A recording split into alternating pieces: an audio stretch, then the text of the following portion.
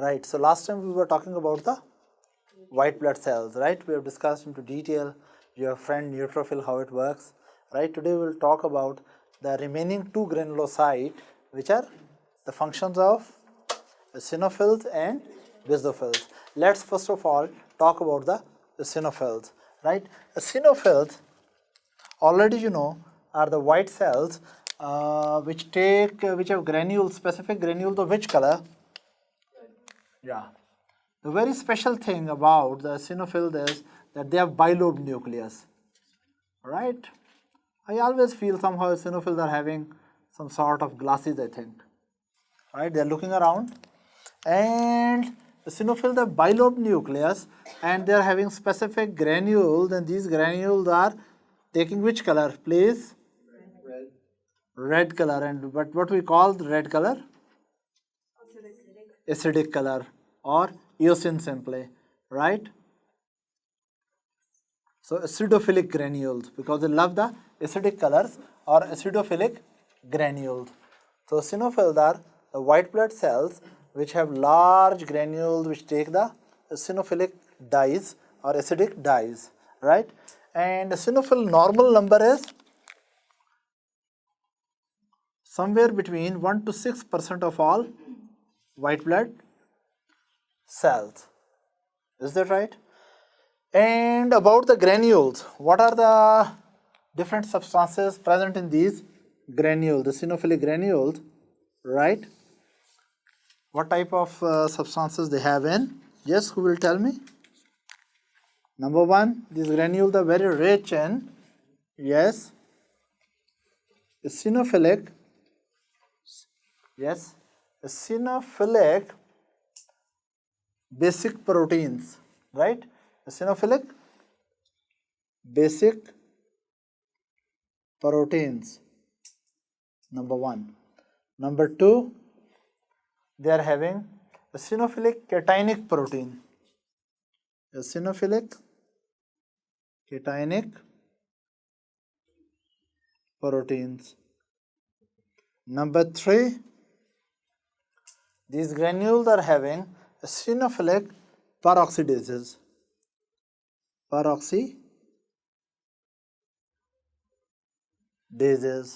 And these three products are very dangerous for parasites and protozoan, right? So protozoans and parasites, these products are cytotoxic. Cytotoxic means they kill the cells. Cytotoxic to protozoans and helminths, right? Now you can understand that eosinophils play a major role in killing protozoans and helminths, right? And anyone who is heavily infested with the parasites in the blood of this person, eosinophil number will go up, right? And if you are heavily loaded with parasites or protozoans, then your eosinophil number will be more than 6%. And if your eosinophil number is more than 6%, we say in the blood you have eosinophilia, right? Then another special product which is present in these granules, specific granule, is eosinophils derived neurotoxin. That is eosinophil derived neurotoxins. This substance can produce a dysfunction in Helmint's Helmint's nervous system, but not protozoan, because Helminths have, these are multicellular parasites, they have nervous system, right? And eosinophils produce special neurotoxins which paralyze or produce dysfunction in Helminth's nervous system, right? Then something very interesting, that eosinophils have special type of two product. Okay, let me draw a eosinophil for you, right? What is the shape of the nucleus? Bilobed. Is that right? Number one. And what is the color taken by the granules? red, right? Red color is given by which type of dye? Eosin, which is basically acidic dye, right? Now, another thing, okay, let's make it a happy eosinophil.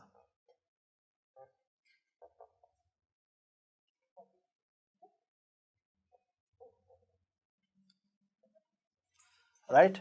It's a happy eosinophil because you are learning about it. Right now it's center of attention. Fine. Now, these eosinophils have two more special products, right? And those special products, what are those special products by eosinophils? You have to remember them. Who will tell me? Those special two products, they help the eosinophil to relax. Yes, to reduce the inflammatory response. Actually, eosinophils have a capability to produce histaminases.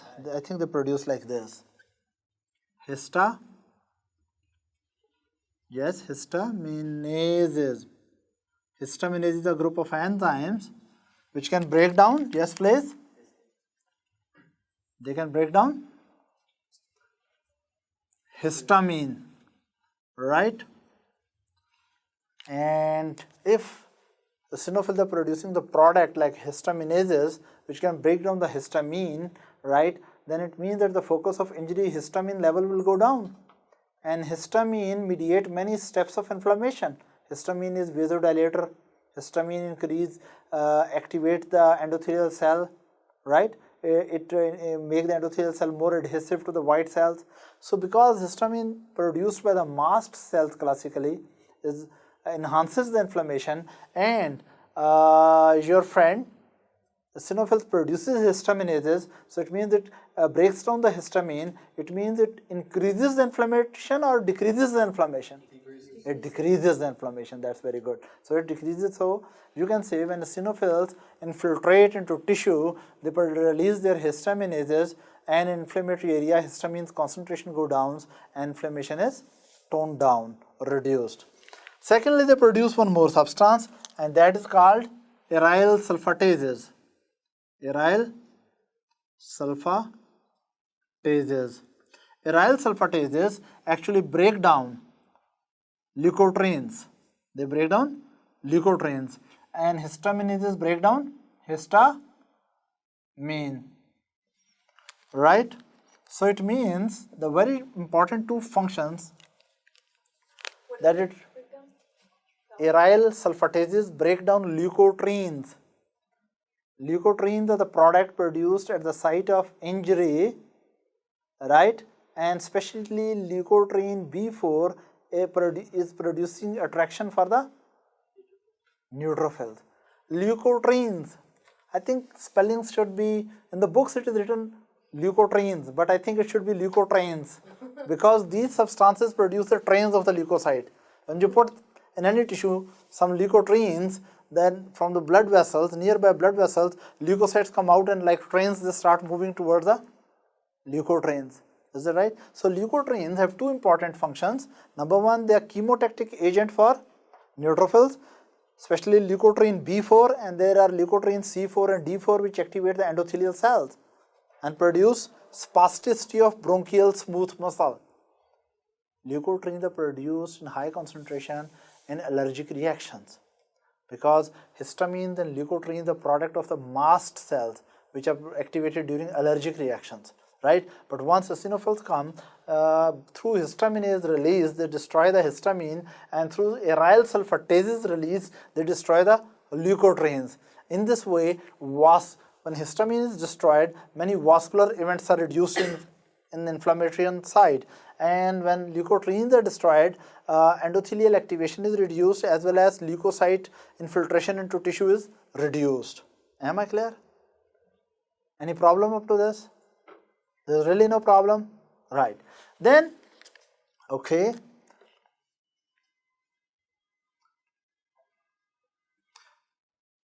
Yeah, this eosinophil, it is having some I think, napkin in its hand to remind you something. Right? Napkin. N-A-A-P-C-A-N. I think Sinophil doesn't know what are the proper spellings of napkin. Is that right? So, Eosinophil having napkin, right? And dancing around with red face and black googles. Is that right? And having special type of ears, right? And 2 napkins. Why putting 2 napkins? To remind you something about the napkins. Yeah, napkin. N-A-A, yes, P-C-A-N. Actually, N stands for neoplasia. In some neoplasia, eosinophils concentration in the blood increases. Actually, napkin should remind you what are the circumstances in which eosinophilia is produced. What are the situations or pathological situations in which in your body eosinophil level goes up, right? Now, N stands for neoplasia, A for allergy. In many allergic reactions, especially type 1 hypersensitivity reactions, eosinophils go up. Then another A, especially asthma. Of course, it's one of maybe due to allergy. So some patients with special type of neoplasia, they have eosinophilia. Some people with allergic reactions have eosinophilia. Some people with asthma have eosinophilia. And P should remind you. Yes, P should remind you. Parasites. That's good. So parasitic infestation, parasites, that also produces what? Eosinophilia. And C should remind you collagen vascular diseases, which you will study in pathology. Vascular diseases. These are special type of autoimmune diseases, and some of the collagen vascular diseases have eosinophilia in the patient. Right? After that, what is there? Neoplasia, allergic reactions, asthma, parasites, collagen vascular diseases, and A for what? And N for what? For repetition. A again for allergy to remind you. And N again for neoplasia. So you have to remember it. That these are 2 very important situations in which eosinophilia is there. Right? If you forget that, just remember that eosinophils try to remind you by napkins. And then you must know that spellings of the napkins, eosinophil is a bit weird about it. Is that right? Am I clear? So again, let's revise it. Eosinophil, the granulocyte with what type of granules? Eosinophilic granules. What type of nucleus? Bilobed nucleus. And neutrophil were having what type of nucleus? Multi-lobated nucleus, maybe 2 or 3 or 4 or even 5 lobes of the nucleus in case of neutrophil, right? So we can compare also okay, these are 5 white cells. Let's differentiate them with the nuclei. Neutrophil have multi-lobated nucleus, is that right? Eosinophil has classically bilobed nucleus. And what is it? Basophils have S-shaped nucleus. And then we come to kidney-shaped nucleus of monocytes and very big nucleus of lymphocytes. And some lymphocytes can convert into a cell which has a cartwheel-shaped nucleus. What is this cell? Plasma cell, which is an active B cell producing antibodies. Alright? So it's clear how you differentiate the white cells just by nuclear morphology, but of course more wise that you try to differentiate them with nuclear morphology plus with their granules. The neutrophils have granules, specific and non-specific both. Remember, all of the white cells have non-specific granules, lysosomes, but specific granules are only in granulocyte. Non-specific granules are present in all of them. And here the specific granule here are in neutrophil. What stain is taken by the granules? Some take blue color, some take red color. And in case of eosinophils, granules take red color. In case of basophils, they take blue color. Basic dyes, right? And then very important function of eosinophil is that it reduces inflammatory reaction in the tissues where they go by producing histaminases and aryl sulfatases. Histaminases reduces the histamine concentration there. Aryl sulfatases reduces the leukotrienes there, right? Moreover, under what circumstances eosinophils are very high in the blood? That is neoplastic, some of the neoplasias, type 1 type of allergies, asthma, parasitic infestations, collagen vascular diseases, and just to stress again, allergic and neoplastic conditions. Any question up to there? There is no question. Fine. Now we come to the last granulocyte which we are supposed to discuss, and that is, yes, basophils, right? Yes. What is your question? Does the eosinophil and basophil go through the same 5 stages of? Okay, there's a very important question. She remember that statement, right? She's saying that as when neutrophil develops, during the development of the neutrophil, there were different stages. If you remember from last video, that neutrophil development requires the special stages of, what was first? Myeloblast, then promyelocyte, then myelocyte, metamyelocyte, stem cells, and eventually mature form of neutrophils. Actually, this is called stages of granulopoiesis. Actually, development of eosinophils and basophils also require the similar stages, right? Except that usually in case of basophils and development of the eosinophils, after the metamyelocyte there was a stage of stem cell, right? Probably stem cell stage is not that clear, right? And metamyelocyte stage is not clear. But again, you have to remember, there's almost similar stages are seen during the formation of eosinophils and basophils. Is that right? No problem up to this? Except that all these 3 granulocytes have different type of specific granules. Is it clear? Okay. Now we come to the basophils, right? So let's talk about basophil. This is your friend, basophil, and its nucleus is, it is bilobed, but it is more like S-shaped. I think it's more stylish, isn't it? It's more stylish as compared to eosinophils. And it is having, what type of granules? Right? Basophilic granules. Is that right? And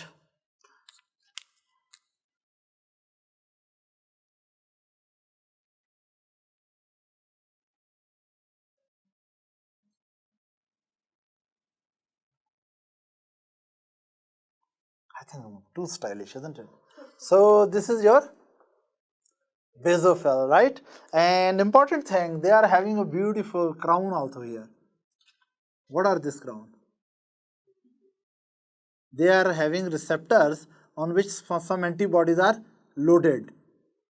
These are special receptors on basophils on which the immunoglobulin of E class, IgE, that is loaded. So you can say basophils are circulating in the blood, and on the cell membrane of the basophils there are receptors for IgE. So basophils are coated with immunoglobulin E. Is that right? Which plays a role in type 1 hypersensitivity reaction, right? So this is about basophils, and basophils are having, of course, some product. I think they are too stylish, isn't it? Right. We'll talk about this tail, why it's so beautiful tail. But one thing before, what is present in their granules? What comes out of their granules? Yeah, who will tell me what is coming out of these granules?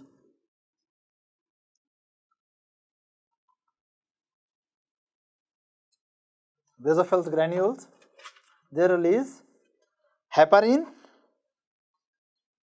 they release, yes, heparin. Heparin acts as an anticoagulant, right? With heparin, they also produce a similar molecule called heparan sulfate. Heparan sulfate molecule. Heparin and heparan, they act as, yes, anticoagulant. They also produce histamine. Histamine is a very important chemical mediator which is produced during type 1 hypersensitivity reactions, special allergic reactions, right? And they also produce what? Leukotrienes. Leukotrienes are also very powerful chemical mediator for inducing inflammation. Is that right? I told you leukotrienes are playing a role in endothelial activation. Leukotriene also produce a role in producing chemotactic effect on the neutrophils, right?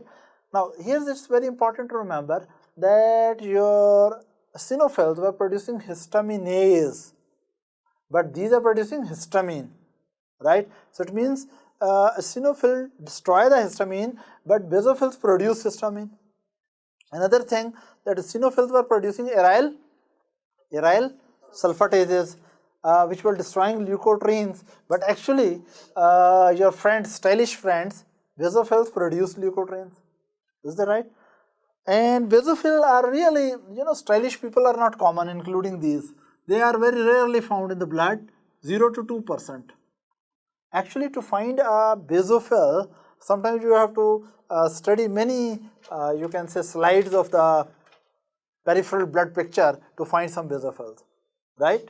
They are not very commonly present. So sometimes in some slides you may not see any basophils, right? And maximum you are allowed to find up to 2. But if you find more than 2% basophils, right? 2% of all white blood cells, we say there is basophilia. Is that right? There is basophilia, right? Another thing, under some circumstances, eosinophils becomes, what is this? Stippled. What is stippling? Yeah, eosinophils look stippled. Their cytoplasm looks having lot of dots. Stippling, stippled basophils, stippled basophils.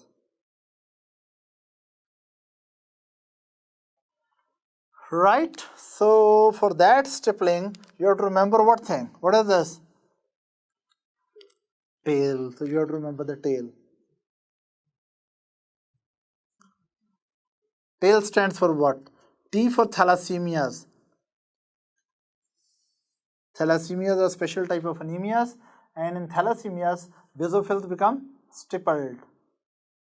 Right? T for thalassemias, A for, yes, T for thalassemias, A for anemias of chronic diseases. Anemias of chronic diseases. For example, someone has anemia due to rheumatoid arthritis or anemia due to tuberculosis, right? In such patients, basophils may be stippled. Then TAI, I for iron. Iron deficiency, anemia, right? And in the end there is L, and L stands for lead poisoning. Lead poisoning. If someone has lead poisoning, the eosinophils will become stippled. How you get the lead poisoning? Yeah, paints. Some paints are having lead, and of course some children, they like to eat the paint, right? Somewhere they find in the home some place like basement, and they go there and every day they enjoy some paint and then clean and then come up, and they always get surprised how mother knows it because there's a big paint here, right? So some children who take a lot of paint regularly on long-term basis, they get lead poisoning, which develops many features including this stippled situation on the eosinophils. Is that right? So what are the important point about eosinophils? Number one, are they, oh yeah, sorry, basophils, not eosinophils, basophils, yes, thank you for correcting it, right? Number one, that basophils, what is the percentage of basophils in the blood? 0 to 2%, right? Thank you for looking. Secondly, yeah, I should appreciate that. Right, you use both eyes. Now, number one. Number two, eosinophils. What are the basophils? What are the granules color? Blue. B for blue, B for basophils, right? B for basic dye, right? All of them with B. Then basophils, they become what? Stippled. They develop stippled basophils in the blood. Under what circumstances? In thalassemias, anemia of chronic diseases, iron deficiency anemia. Yeah, what is this? And lead poisoning, right? So these are a few words about your friend, stylish friend, and now we have finished the neutrophils and eosinophils as well as basophils, right? Yes. Stippled. Stippled means that any cell which is having multiple dots. Is that right? We say it's stippled. Do you have any other meaning of stippling? I know only one meaning, that if there's any cell and it's having multiple dots, right, we say stippled, right? Okay, so now we come to which cells? Monocytes, right? We have what we have done up to now. You remember, just to remind, we are studying white blood cells, and we have divided them into granulocyte and yes, please. No, agranulocyte or non-granulocyte, right? Granulocyte were divided into, what were these friends? Neutrophils. And what is this, please? Eosinophils. And what is this, please? Basophil, right? And non-granulocyte are divided into two. They are, yes, kidney shaped nucleus monocytes, and what is this? Lymphocytes. So we have discussed them. Now let's come there about the monocytes. Monocytes are also produced in the bone marrow. Is that right? And their percentage in the blood is somewhere between 2 to 10%. I have previously explained that monocytosis will occur when the percentage of monocytes out of all the white cells in the blood is more than 10%. And monocytosis occur in, especially in chronic inflammations, chronic infections or chronic inflammations, monocytosis. Okay. When monocytes come from the bone marrow house, of course, first they jump into where? General circulation, right? So they come into general circulation. In general circulation, monocytes survive about 2 to 3 days, and after that they may shift to the tissues. Is that right? And in their tissues, monocytes are called macrophages, and there they live for years and years sometimes. They have long life in the tissues, monocytes, right? Now, once monocytes go to the tissues, in some tissues, monocytes are present all the time. Even if the tissues are not inflamed, monocytes are present there, right? And there are other tissues in which monocytes go only when there is injury and inflammation, right? Now, the tissues in which monocytes normally go and take a permanent residence are, number one, central nervous system. Monocytes go to the central nervous system and live there for long time. They convert into special type of connective tissue cells, right? Actually, monocytes go to the developing neural tube, and when out of neural tube central nervous system is developed, those monocytes which had migrated to the neural tube, they convert into very special type of cells into central nervous system. What are those cells called? They are called microglia. Microglia, right? So microglia in the central nervous system are just monocytes which are taking permanent residence there. Then monocytes may go to, what is this tissue? Yeah, lungs. Thank you for recognizing it. So sometimes in the alveoli, rather always in the alveoli, monocytes or macrophages are patrolling in the alveoli and looking for some particulate matter to phagocytose, right? And these are called alveolar macrophages. They are normally present in your air spaces in the lungs or in the alveoli. Then some of the monocytes take permanent residence in liver, and there these monocytes are called Kupffer cell. Kupffer cells. Have you heard of Kupffer cells? These are basically monocytes which have gone. Actually, once the monocytes are out of the circulation, they are called macrophages. So we should say that the macrophages in central nervous system are microglia, macrophages in the alveoli are called alveolar macrophages, macrophages in the liver are called Kupffer cells. Then macrophages, if they go into lymph node or into spleen, so what they are called? They are called histiocytes. Actually, macrophages which are present in all the tissues are called histiocyte. Histio means tissue, cyte means cell. So macrophages which are present in almost all tissues, they are called histiocytes, right? But for example, some of the macrophages are present in the lymph node sinuses. They are called sinus macrophages. They are called sinus macrophages. In the same way, you must remember that very big number of monocytes or macrophages are present in spleen, which are concerned with the phagocytosis of old RBCs. You know that, especially in cords of Billroth, right? So in the spleen also lot of macrophages are present over there normally. Then macrophage love to shift to some other tissues, like if they shift under the skin, in the dermis. What are they called? Langerhans cells. Langer, L-A-N-G-E-R, Langerhans cells. Then macrophage love to shift to the kidney, and in the kidney they are called mesangial cells. Mesangial, cells. And then macrophages love to shift to the, you have to recognize this tissue.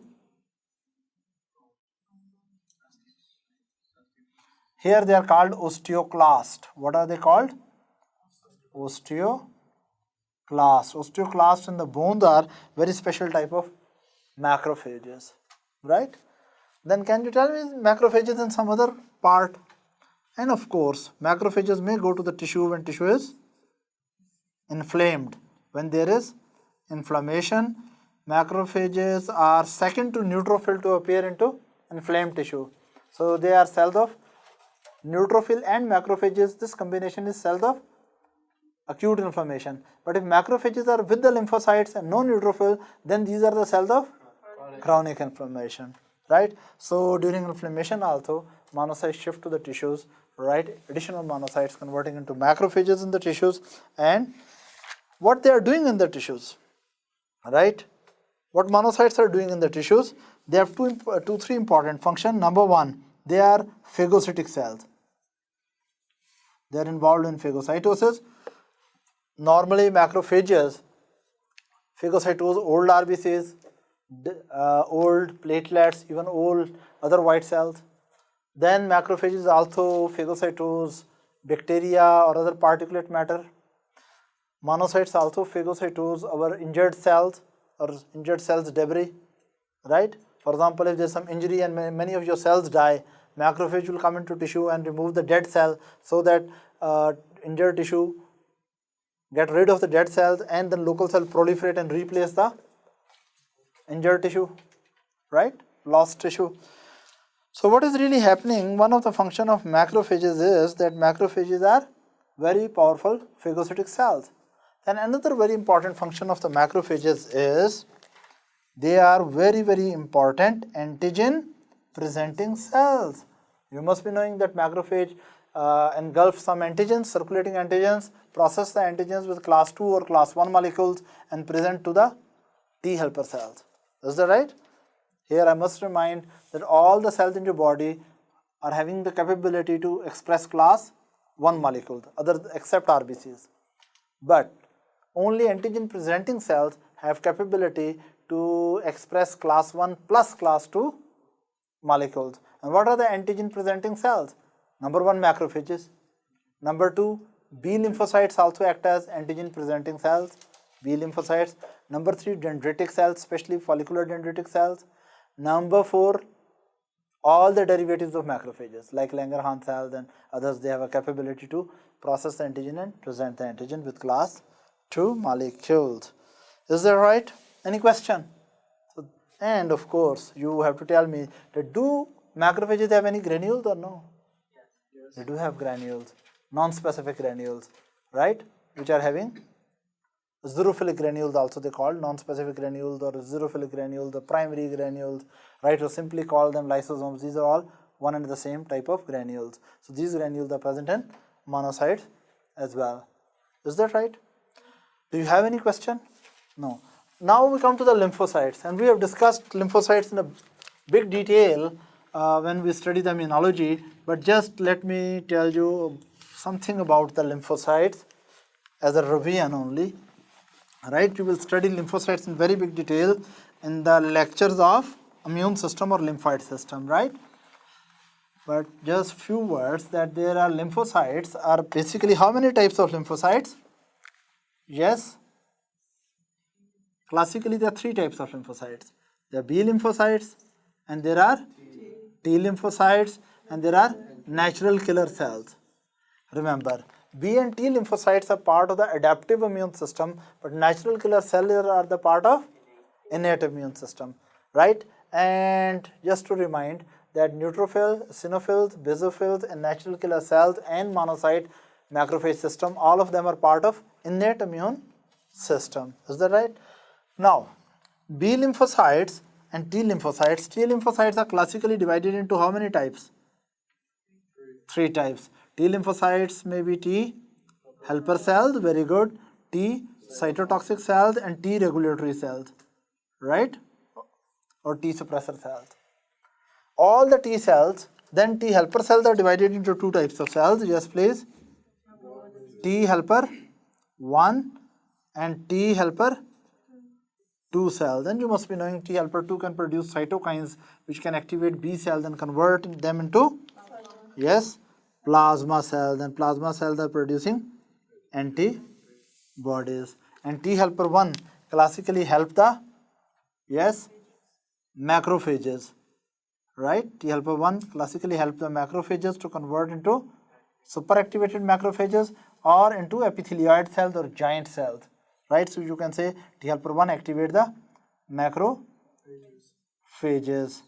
right? This is because T helper 1 produce a product like, yes, T helper 1 produce a product like tumor necrotic factor and gamma interferon, right, which activate the macrophages.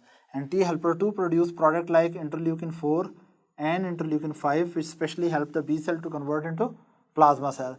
But T helper 1 and T helper 2 both produce interleukin 2 for their stimulation, right? So we have already discussed them into detail, right? There's no need to discuss it here, and that's all about the white cells.